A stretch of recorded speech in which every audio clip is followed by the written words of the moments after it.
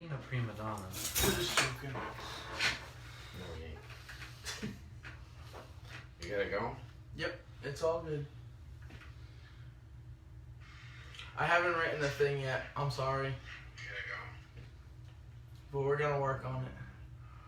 What's going on? I haven't written the thing yet. I'm sorry. It's okay. Don't worry about it. But we're gonna work on it. Do you really know God? I know the question's kind of odd. Alright, shared. We're in the process of sharing because we are really caring. Shared. We're in the process of What's up, everybody? Oh, wait, it's just you two. Never mind. No one's on yet. That's alright. Says Isaiah Sarsfield, Chris Bisson, and Isaiah Sarsfield are watching. That's funny. Alright. Hey everybody, welcome to another episode of Do You Really Know God? This episode we're going to do part 2, where we're talking about do you really know Satan, and could Satan make it to heaven if he did everything right to go back to heaven? Yeah, that's what we discussed last time. Or kind of a little bit debated about. Kind of had our takes, opinions on it. Could Satan go back to heaven or like? Yeah, could Satan ascend back into heaven? Bible verse before we get too ahead of ourselves. Yes. So it's 1 John 3:8. 1 John. Sorry. The one who does what is sinful of the devil, because the devil has been sinful from the beginning. The reason the Son of God appeared was to destroy the devil's work. But that one is just talking about Jesus coming to the world to defeat the devil and all his work. Because obviously at that time there was a lot of evil, a lot of sin, and a lot of devil's work going on. And even when Jesus was a child, even when he was born, that was like he was already kind of He's mocked by the devil. Yeah, like his presence on earth basically like mocked the devil and his demons. And Well, the devil was after him, and the devil also had that king going after him, which killed every firstborn child under the age of 2. Mm-hmm. So they really hunted him down his whole life. Chris is right here, and yes, we are all very tired. Who's that? Mom. Oh.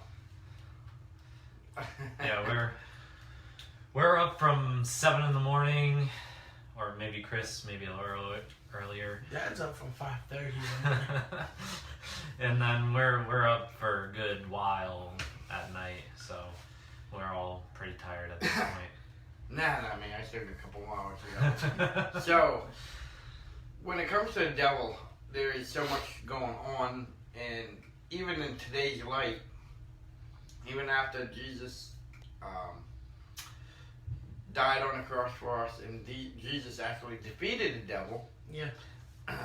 his work is still very much at hand today.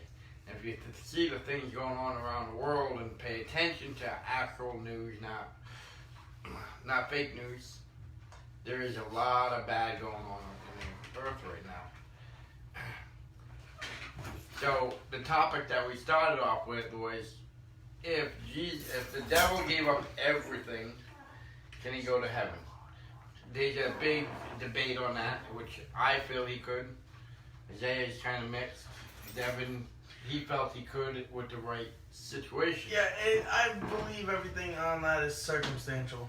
It's a lot of debate. I mean, bottom line, the devil's never going to stop his work to try and go to heaven, because he still seems to think he can defeat God, which he cannot. But if you really know the devil, there's many levels of the devil, as per se. You got the devil himself, which is more spiritually entity. It's Yeah. not. He's not a physical form. Right. But he does have his offsprings in the demons that do come in physical forms, Right. in forms of humans. Well, I think demons are both physical and spiritual. Oh, I believe 100% with the demon world. But when they have the offsprings, like they call them the Antichrist, Right. there are things going on where the devil is trying to create the master Antichrist Yeah. to take over the human race. Like the devil, the Antichrist is a very good talker, sweet talker, very good convincer, and very good at lying. Yes. So, like, one of my points is the devil is a liar. He's a cheater. He's a manipulator. He will find that little thing in your life, and he will manipulate you and try to get you down on your knees. Yeah. Well, Or I mean, even on your back. Like, he will get you into such a vulnerable state of mind. It doesn't really matter. Like, you know, he is powerful. You know, don't underestimate that, because, you know, God is so awesome and strong and more powerful than the devil. yeah. But the devil has his power, and we should be fearful. Well, not as fearful, but very aware and very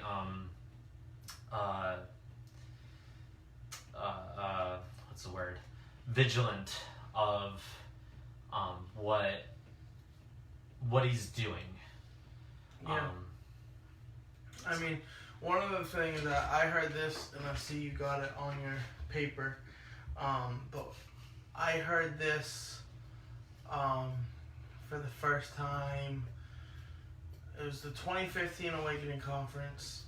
Pastor John Gray said it. Now, as I've grown in Christ and seen more pastors and stuff like that, I realize that this is not something he came up with. And I realize that it's not, you know, him. But he said he's the first person I ever heard say this, and I know both of you have heard people say this, is the devil came to steal, kill, and destroy. Yes, 100%. And that was one of the most powerful things, is because I've always heard, you know, the devil's bad, you know, he'll manipulate you, blah, blah, blah. But when Pastor John Gray got up, and he's a great speaker, but he got up on the stage and was doing his sermon, and he said, the devil is here to steal, to kill, and to destroy. And that just kind of like put it in a different perspective for me. Yes. And that's something that my dad would always say. Like, he would preach it religiously. I call it the big three. The devil is here to steal, kill, and destroy. The big three. The devil is a stealer. The devil is a killer, murderer. The devil is a destroyer of worlds and of people, of humanity, of mankind. He is out to destroy this world and of God's kingdom. I got one. 1 Peter 5:8-9. Be alert and of sober mind. Your enemy, the devil, prowls around you like a roaring lion, looking for someone to devour. Resist him. Stand firm in the faith, because you know that the family of believers throughout the world is undergoing the same kind of sufferings.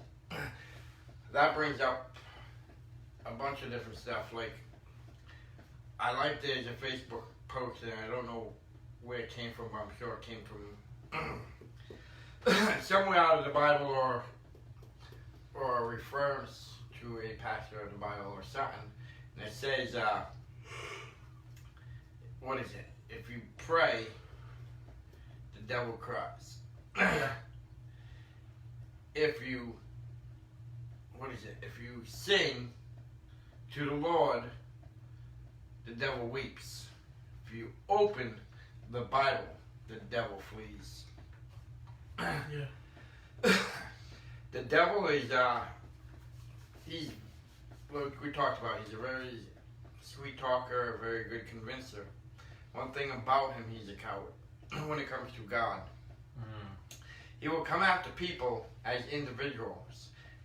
He's like a kind of like a lion per se, where they watch for the weakest, or more of a hyena, I just have to say. They look for the weakest animal in the pack that's falling behind to attack. They don't go after the herd, they go after the one that's falling behind. Yeah. That's why we need to stick together, and that's one reason why we need the church. We need other followers of Christ, and we need the Bible, because when you're in a group, the devil cannot touch you. Absolutely. And when someone starts to fall behind, you need to go and support them. You need Help to them. not. You gotta love on them, Yes. because the devil will get in quick. Yeah, Yeah. because you can't just be like, oh, they'll figure it out, or Yeah. that's how you get consumed. Yeah, it's basically like no man left behind. Like, Yeah. you know, like that's why communities are so important and powerful in this day and age. Like, Fellowship. yes, we need to stick together. We need to be arm to arm and fight these battles, not by ourselves, but together as friends, family, a community. Well, Yeah. even though we're not in the end times, because I know in Revelations it says there's going to be a big battle between the devil and God, right? Yes. Well, the devil, God, and God's troop, and the devil. Right, right. Yes. There's going to be a big war. We're already in that war. I like to think of it this way. Right now, there's a civil war going on in the world. There is God, and there's the devil. And that big final battle that they talk about is going to be like the Gettysburg. Yeah. Well, the thing is when they talk in Revelations about the war, Yeah. they don't talk really so much the war. That's the final battle. Exactly. That's what I'm the saying. curtain closer. That's- That's the end. Exactly. They That's never talk where about it when turns it around. started, because I think it started at the beginning of time with Adam and Eve. Yeah, I It's just been completely agree. constantly going. That's just Well- the final time when God finally says, you know what, enough is enough. Send in everything we got. I actually Yeah. have to disagree with you a little bit on the Adam and Eve thing. I think it started before then. Oh, yeah. I Well, think- it could be when God kicked him out of heaven. Yeah, I think that's when it started. But what the point I was trying to make was, like Isaiah said, it's no man left behind, and it sounds very drastic. It sounds very dramatic. You know what I mean? Yep. Like it's making it seem like it's a war when it's not really. Like we're all living our lives, but it is a war, and Well, I'll refer it like this. You got different packs of animals. We use animals as a reference. Yeah. You got the gazelle. Gazelle sees a hyena or a lion, they start running. It's every man for themselves. You know, weak ones fall behind and they get attacked and eaten. Then you got a pack of elephants. Elephants will not leave one behind. If they see one falling behind or getting weak or something like that, they will come in and they'll form a wall to protect them. yeah. And they stay in as a group. And us as believers of Christ, we need to do that. And we need to actually educate the people who are not believers yet or want to know about Christ but don't know enough. We need to help them get to where they need to be in a safe zone, because the devil comes in many forms. The devil is your drug dealer. The devil is your pimp.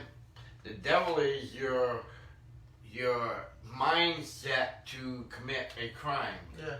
The devil is in your ear at all times, teaching you bad ways and making you think it's good. Well, one example that I can say is a real life example that I've experienced. When I was in basic training, and I'll be the first to tell you, my mom calls me crazy for this, but basic training was a blast. I loved it. I had a blast. And it was just because, I tried to keep a positive attitude. I knew that everything that people were saying to me and all that wasn't meant to well, it was meant to hurt me. They were trying to break me down and build me back up. But it wasn't personal. They were doing their job, right? And they were trying to make me a better version of myself. Well, we had this one drill sergeant. We used to love and hate this drill sergeant at the same time. Because his name was Joe Sawyer Hansen. And he was like a legitimate robot. Like, his speech pattern was weird. It was not like a normal speech pattern. He would speak a very weird speech pattern. And he was just like, would walk very stiffly. And he almost like moved his head around like a robot. We called him the robot, the cyborg. But he, while being one of the hardest drill sergeants and the most strict, he also took fun in his job. Because there'd be times where we'd be in our bays, which is where we slept, and we'd just be cleaning or doing whatever, and someone would run out to a closet that was literally 10 feet away outside of the bay. Yeah. Well, you had to have a battle buddy everywhere you went. So if someone did that, and he was out there and he saw, he would literally just look at you, and you look at him, and he just goes, boom. And at that point, you have to act like you're dead, or that you got injured, right? So you fall on the ground and you go, help, help, help. And the second we heard that, we knew this was no longer basic training. We are not cleaning. We are getting an injured soldier and trying not to die. This is a mission. And it was kind of a game he played with us, right? And so we would have to send groups of 2 out to try to recover him, but then one of them would get killed. And it was just this game until he felt like he was satisfied, until he was bored of it. He would sit there and we would have to, like, it got to the point where I can tell you any military tactic you want to know as far as recovering troops based off this game. Like, it was crazy because we would send groups of 6 people out to save 1 soldier. So we would have 2 people carrying them, and we'd have 4 points of guard at all times. And we finally got them through. But then, someone would be stupid and run out by themselves or something. And in the same game, they'd get shot again. And so, okay, now we got it. And we played this game, and it went on for hours sometimes. But and even though it's stupid, we didn't have to do it. But it was fun for us, and we enjoyed it. It was our way of kind of like playing with the drill sergeant. And a team. Yeah, but that's exactly what the point I'm trying to make is, like, when Isaiah said it's no man left behind, like, it legitimately, I say it's like that because it's just like that one person that went out. They were just trying to do something real quick. They got out, and then all of a sudden the devil just real quick, just boom. Yep. And maybe they aren't physically asking for help, but their actions cause them to call for help. Like, people who get into drugs and all that. Yeah. That's a cry for help. And, just physical actions is a cry for help. And so we as Christians and we as a family have to help out and go rescue that person. Exactly, 100%. There's Michaela. I need your debit card. Oh, God. The For devil what? just entered the room. Why? Thank you. See, I told you, the devil's very manipulative.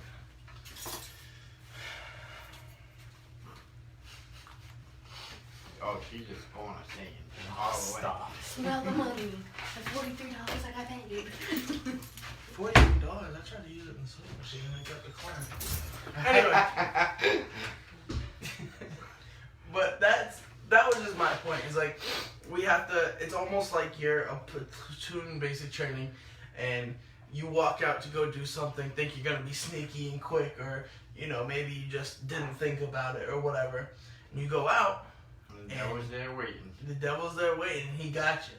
So now you have to, it's not just, because if we were to send one person to go grab them, even if they're right outside the doorway, because inside the bay was like our safe area, that was our base. Even if his foot was like this close to the doorway and we just grabbed him, nope, you're dead. Yeah. And but here's the thing, is what people don't realize, the devil is he's weak, like he won't go after the pack. But when he gets that one single person, whatever, he's very strong. Once he's in, he's very hard to get out. Yeah. He is very controlling. Obviously, like we talk about, he lies like no tomorrow, and he gets you to believe his lies. And once he gets you hooked in, it's hard to get away from his grasp. So that's why we need to help each other in groups and not just by ourselves. So we can't defeat the devil by ourselves. Nobody can. Right. No, it's a We team need effort. a team effort. And actually last night, on listening to I listened to Christian radio, they talked about the story about David and Goliath. And I thought this was the greatest thing ever because everybody refers to David and Goliath as like themselves against the world or themselves against like A specific obstacle. you put yourself in David's shoes Yeah. against like your work or against corporations or against the world or whatever, when really we're thinking about it wrong. We're fully thinking about it wrong. And I never thought about it until last night when this preacher was talking about it. Basically, we're thinking about us, but it should be thinking about Jesus. It was Jesus against the world. Jesus came down to save the world. He had no help. Yeah. There was nobody to help him. He faced the devil and defeated the devil by himself. Mm-hmm. He had all the problems of the world he died for himself. He had nobody by his side. Yeah, he had his disciples, but they didn't go to battle with him. Yeah. They were there to learn from him, not to battle for him. So the whole story of David and Goliath, we're thinking about us against the world, whatever. But really, it's about basically Jesus against Satan. Yeah. I mean, I definitely agree.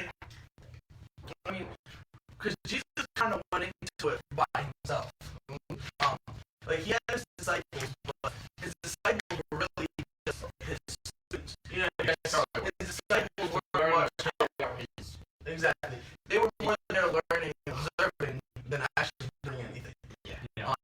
But Jesus, for the most part, was just there with himself, and he had to fight demons. He had to fight demons. To fight the devil himself. He went into the wilderness. Yeah. 40 days in the wilderness Nice. with the devil. Yeah. He went in knowing the devil was there. The devil tempted him and tried to break him down for 40 days. Yeah. And he defeated him. And even when he died on his cross, he went down to hell. Yeah. That's why we talk about that. Jesus went to hell Let's be careful. I still haven't fully processed it all. for us. And then he Yeah. defeated him. No, I mean, I definitely agree. And, like, It reminds me of the song. I love the song when he was arrested. is that the name of the song? Yes. Definitely. When Yeah. death was arrested, how basically he died, he went to hell.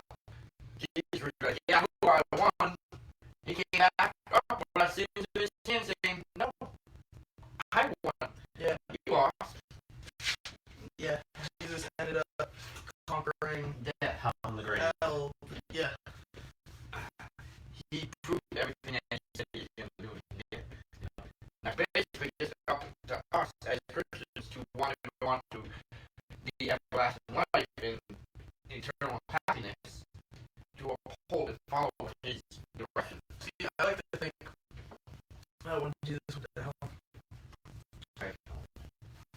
he got down to hell, right? And so, well, I think he went and he had a meeting with God first, and God just sitting there. And he has like everybody who ever lived sins just written on a thing. He's like, "I'm sorry, I can't let this one slide. You're gonna have to figure it out. I'm going to get back in."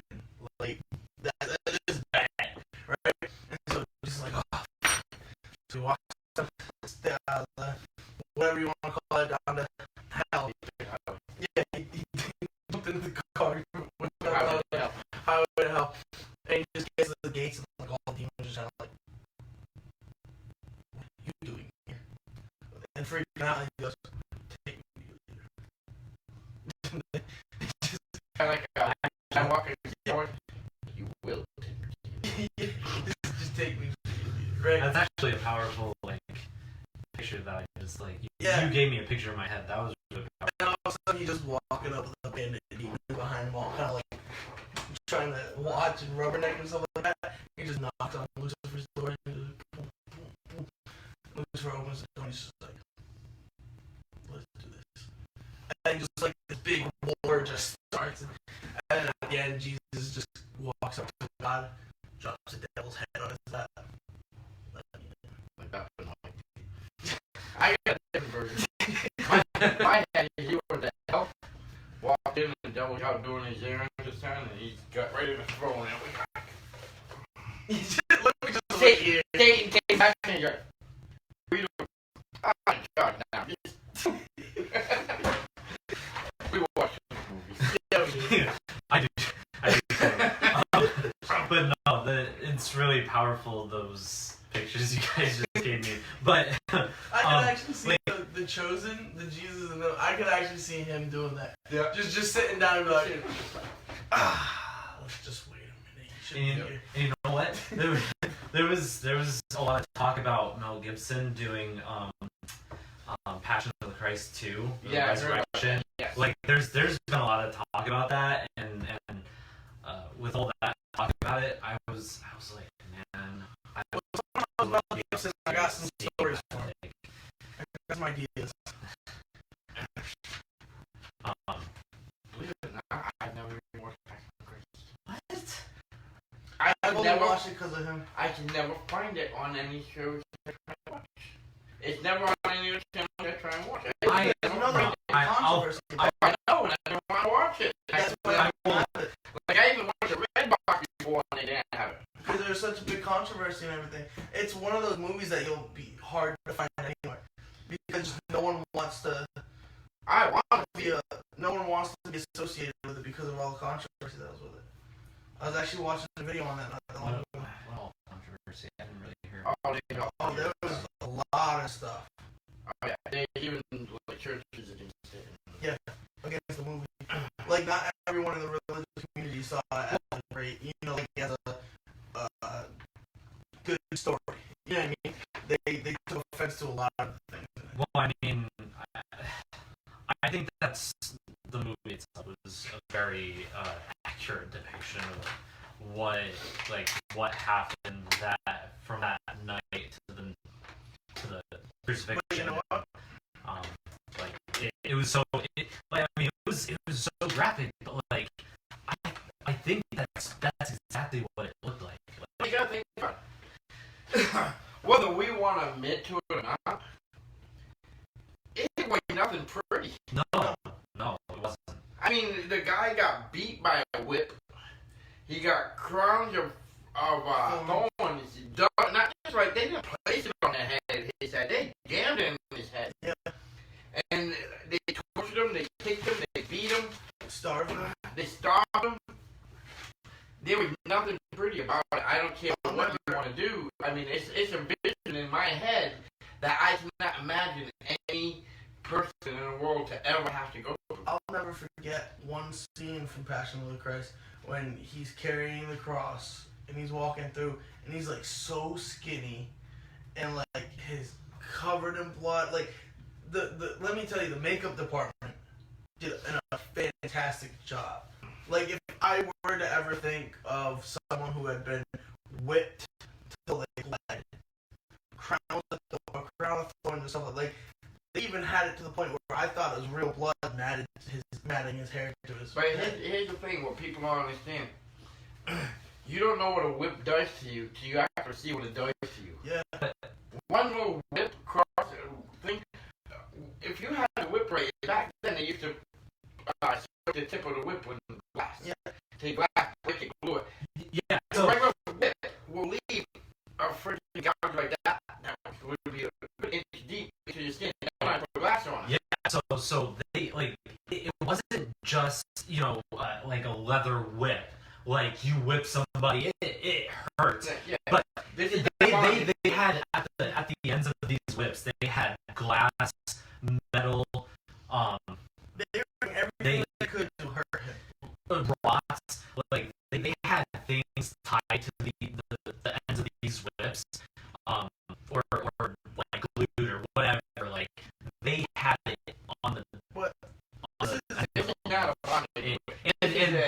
Yeah, like a horse whip. Yeah, and one of the things that is like it blows my mind.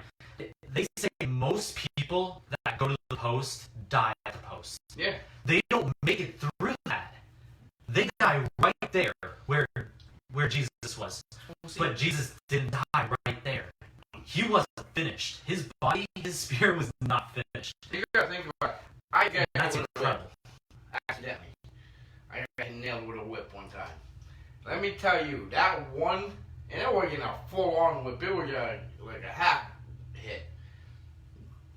Trust me, it left a good scar on my back for the longest time.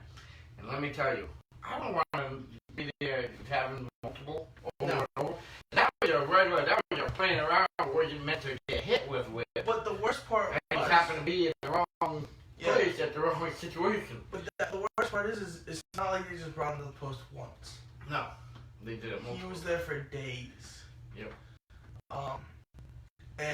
But the thing I think about the Passion of Christ, controversy and all that, it's something that, and I enjoy that movie. I think it's a good movie. I definitely suggest watching it. You enjoy it. It's a good movie. Stop making it weird, okay? But it's a very good movie, and it's very. I feel like it's pretty accurate. But if you guys haven't seen it, if you can find it somewhere, I very much suggest watching it. But I think you can actually I think I have it somewhere. I think YouTube has a version like the whole movie for free. You can go on YouTube. I've also seen it on Amazon Prime for free. I like there's a couple places I feel like you can find it. yeah, you can find it in a few places. And you know what? I actually have it on DVD. It's just not with me here. But kind of getting back to the topic though. Hold on. What I think of the whole controversy with that, I think that's the devil himself working that. Because you see in the Passion of Christ, when you watch it, And I think I know what you're about to say. I was actually just about to say it. So I think what he's gonna say, sorry, is that you see Satan, Lucifer, watching over every single part that's going on with Jesus between him and the Pharisees, the meeting with the Pharisees, and then them taking him to Pontius Pilate, and then they take him to Herod, and then they take him back to Pilate, and from there Pilate says, take him to the post. He's gonna get like 40 lashes, and in the Passion of the Christ they overdo it, because they were sadistic with it, and it was so and in that scene, Mary, no, I don't think it was Mary, but Jesus, while he was being whipped, saw Satan. Yeah, he looks up for a second and you can see Satan in the crowd watching. But I think the whole thing. Yeah. You know Satan was even at the cross watching. Yeah. There was that other show that I saw. I told you about it. That showed Jesus' younger days for a while. There was that show on Netflix that it was pretty good. It was like Young Messiah or something like that. It was about before he actually did it coming out and all this. And it was when he was like 12 years old. There were instances in his time because he pretty much stayed on a low key most of his life. But there was a point when he did 12 years old where he's like curious about his father in heaven and about his powers and why was he chosen. He had a lot of curiosity. So basically he started like from the dead bird on a side of the lake. He picked it up, he's holding it, and he's sitting there holding the dead bird like this, and all of a sudden he made it come to life and blew up. And it's actually noted, and his brother and sister were watching it, like you told me, like, you just brought that bird back to life. Yeah. How do you do it? And like, I don't know. And basically, it's for a time, it's in the Bible, where he started getting noticed by people because he's making stuff happen. Yeah. Oddly, like, and it shows you in the movie, there's one scene where he didn't kill a kid, but this kid was picking on his sister. So he ran over and told the kid to stop. And the kid looked at him and started running at him. And Jesus just stood there. Well, the kid tripped, fell, hit his head on a rock, and died. And in this movie, they made it, Jesus could see the devil standing there. And the devil kind of pushed the rock there for the kid to fall. Because the time people actually wanted to kill Jesus and went after him, and Joseph and Mary kind of pulled him away and saved him a little bit, and he went around, snuck out, and he brought the kid back to life when they had to, trying to get the body ready for a funeral. Everybody left the room, he went in and brought the kid back to life. And that's all noted on that little time of his thing, and that's when the emperor, at the time, was trying to have him killed when he's 2, or before when he's young. Found out, hey, this kid's still alive. So he actually sent Roman soldiers out to try and find him again. And the Roman soldiers went after him, and it was pretty good because the devil was out there really going after this 12-year-old kid, trying to get to him. And it even got to the point where they went to Jerusalem for the worship, for that worship week. For the Sabbath? Yeah, for the Sabbath. And they went, and the Roman guards were looking everywhere for him, and that's where he made the blind man see. The very first blind man, there was a blind preacher who was sitting there telling the story, and he said, hey, listen, and he went to the guy, and he touched his forehead, and the guy opened his eyes, and then the Roman, Jesus noticed the Roman soldiers coming that way, so he broke off in the crowd. And the guy stood up, and he went, who made me see? Who's that kid that made me see? And the Roman soldiers started going. There's one Roman soldier who is way back, who was part of the massacre of all the kids, after he cornered Jesus. And he looked at Jesus, and Jesus looked at him. And the Roman, it's no thing that the Roman soldiers were having a lot of, that one main Roman soldier was having a lot of names of the kids he killed, following his leader. Well, he had Jesus cornered, and Jesus actually just looked at him, and the story goes, he looked at him, the soldier was ready to kill him. Jesus just stared at him, and then the Roman soldier dropped his sword and started crying, and it said that Jesus seen the devil, because the devil was inside of the soldier, like whispering to him. But he looked at Jesus, and Jesus was just looking at him, so he dropped his sword and he started crying.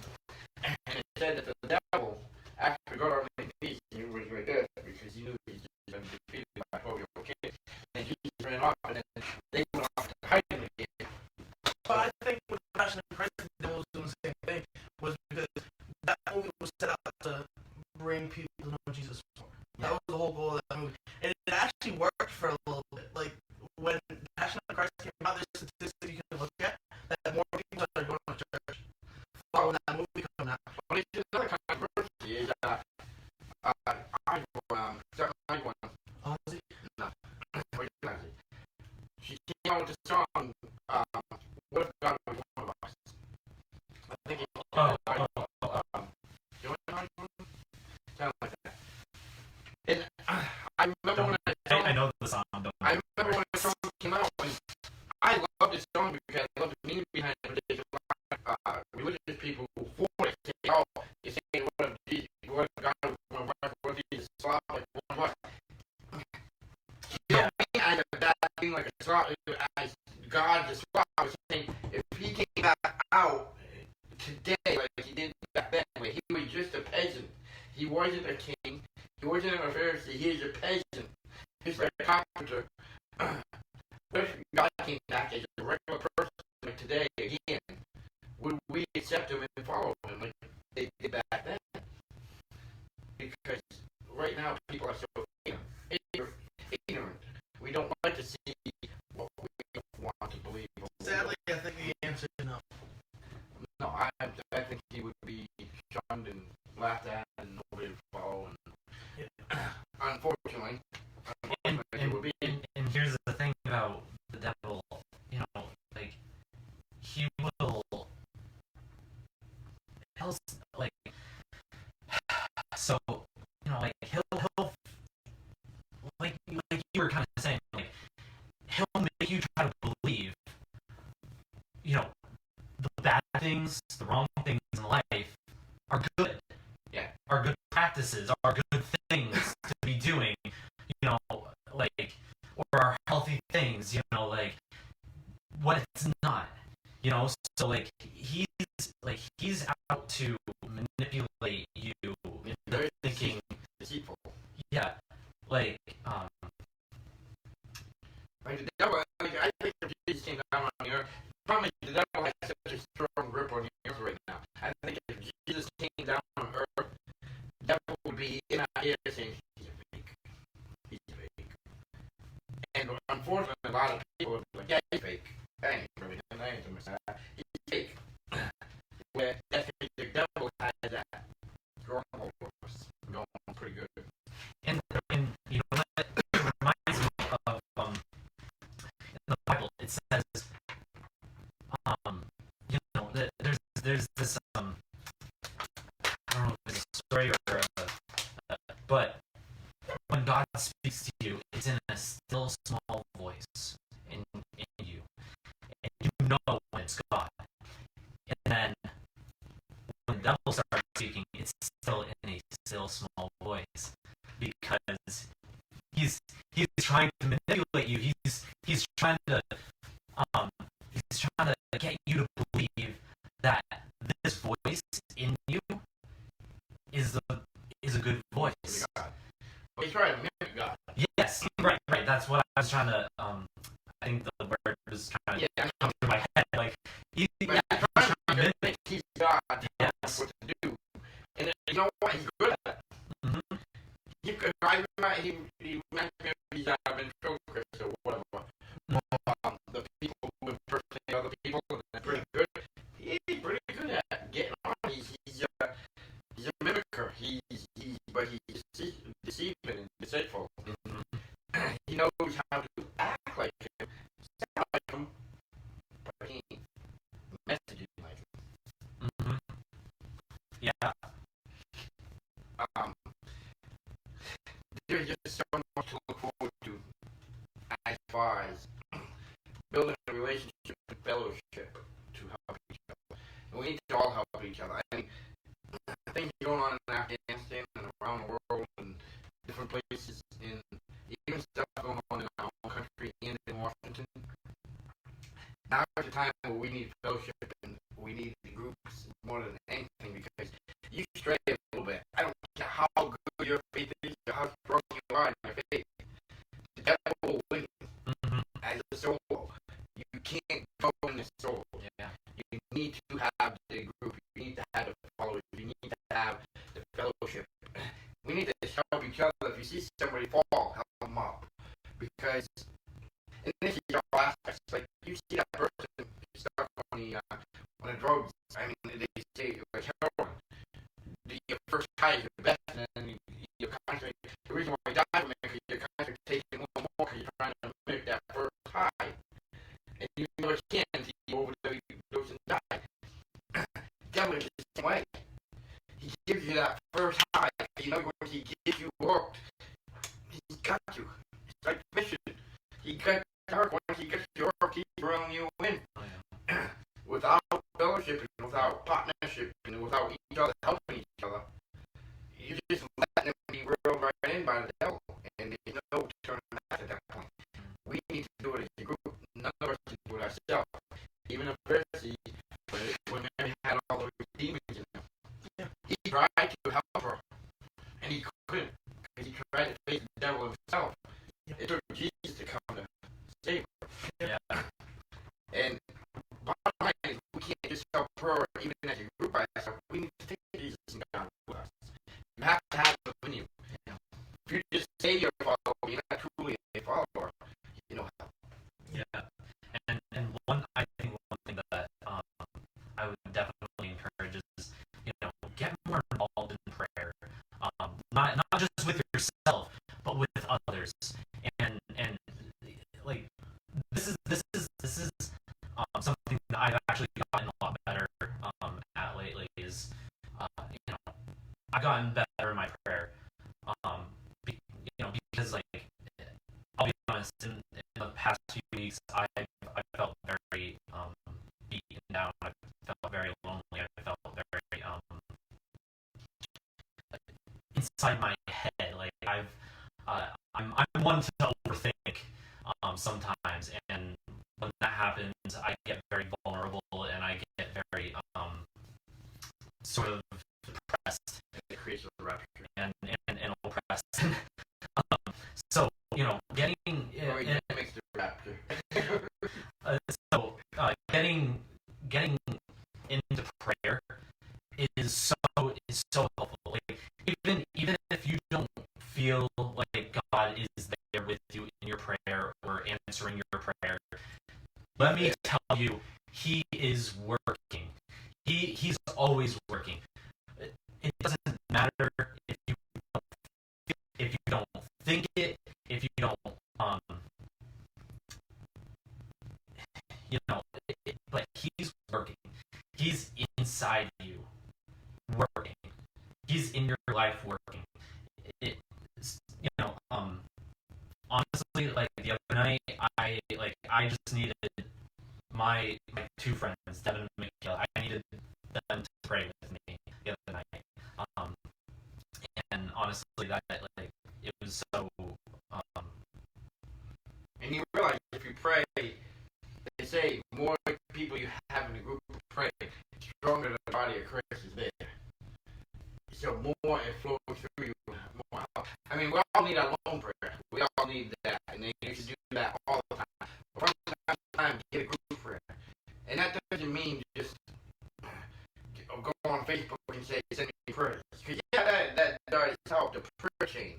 But I'm talking physical group, 3 or more people. What is it saying? If you have 3 or more people, the body of Christ is stronger. Yeah. Get a group of people and pray out loud together as a group, because you all need that sometimes.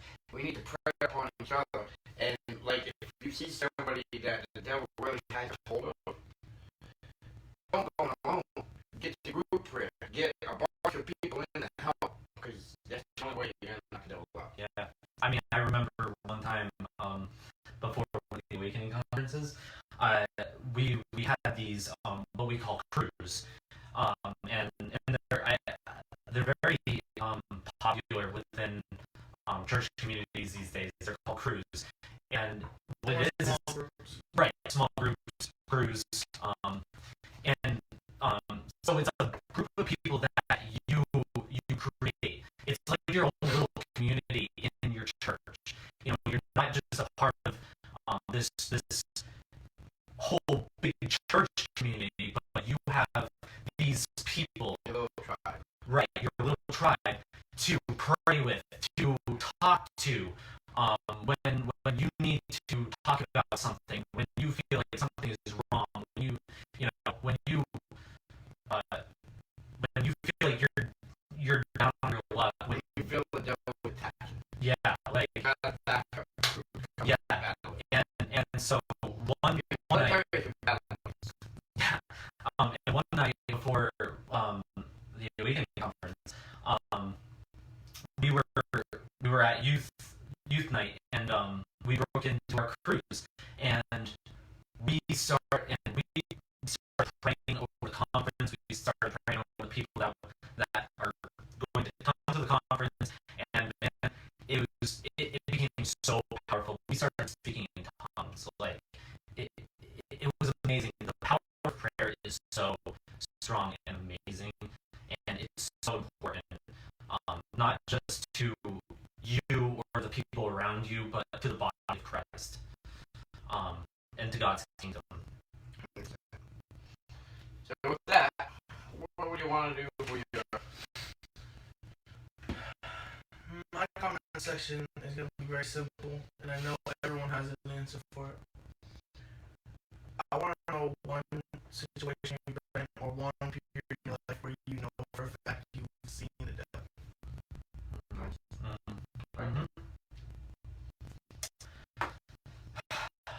Um, for my comment section, I'd like to know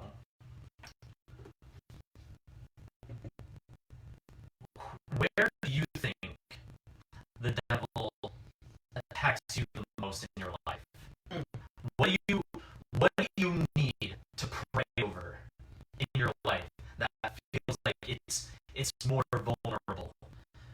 I want you guys, any viewers, to think about that. What is something in your life that's vulnerable, that you feel vulnerable at, that you know that could be stronger with your prayer, with, where the devil is going to attack you, attack your life, attack your loved ones.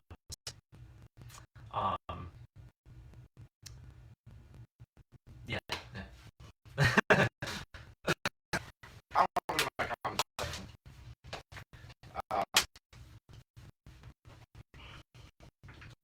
How many times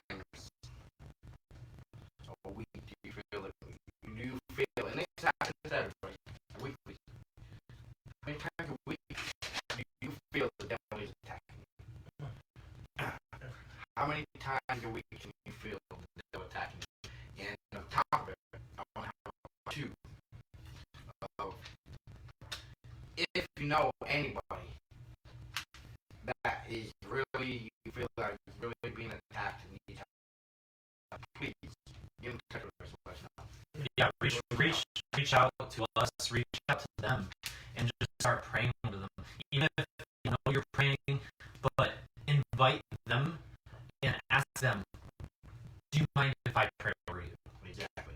Do you mind if I give a prayer with you? Or, hey, can I come over? Can I talk with you? Can I pray with you? 100%. That helps a lot. You don't know how many people say yes, please. And we are always willing to reach out and pray with you. It doesn't matter who you are, where you are, where you come from, what you've done. We're here to help. We're here to pray for you. It doesn't. We don't care what your background is. With that, I hope you have a great week. And a happy